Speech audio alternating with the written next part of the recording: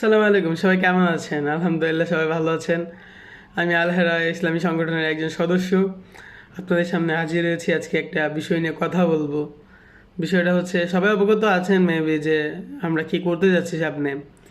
অনেকেই জানেন, আমাদের এলাকার মানুষ যারা আছে সবাই জানে যে কী করতে যাচ্ছি আমরা।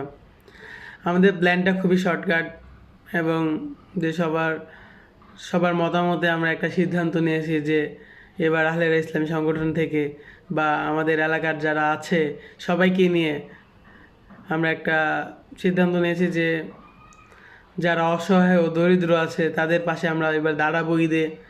আমরা ঈদ করি, ভালো মন্দ খাই, কিন্তু আমাদের পাশে আমাদের প্রতিবেশী, আমাদের আত্মীয় স্বজন যারা আছে তারা কি ভালোভাবে ঈদ করতে পারতেছে কি না, ওইটাও আমাদের খোঁজখবর নেওয়াটা জরুরি। তো আমাদের সব কিছুর ভিড়ে হয়তো আমাদের এই জিনিসটা স্মরণ থাকে না যে তাদেরকেও আমাদের হেল্প করা উচিত, তারাও যাতে হাসি মুখে ঈদ পালন করতে পারে, তাদের মুখে হাসি ফোটাতে পারি, সেই জন্য আমাদের চেষ্টা করতে হবে। এটা আমাদের মনে থাকে না।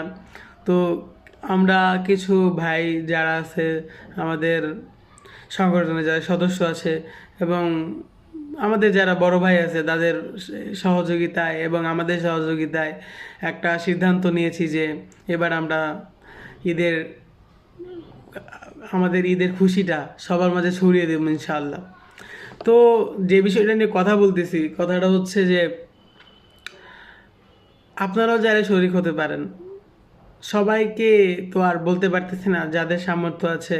আপনারাও যদি চান যে না, আমাদের আমাদের কাছ থেকেও কিছু আর্থিক সুবিধা মানুষ পাক বা মানুষ হ্যাপি থাকুক, ঈদটা ভালোভাবে কাটাক, আপনারাও যদি চান তাহলে হচ্ছে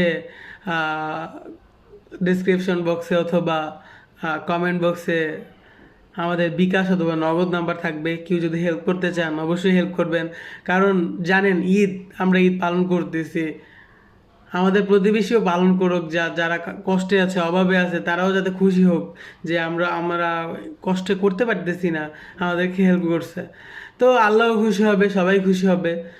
ঈদ ঈদের জন্য সবাইকে অগ্রিম শুভেচ্ছা ও অভিনন্দন আল-হেরা ইসলামী সংগঠনের পক্ষ থেকে। আমি ছিলাম মেহেদী হাসান পার্থ। সবাইকে অগ্রিম ঈদের শুভেচ্ছা, ঈদ মোবারক।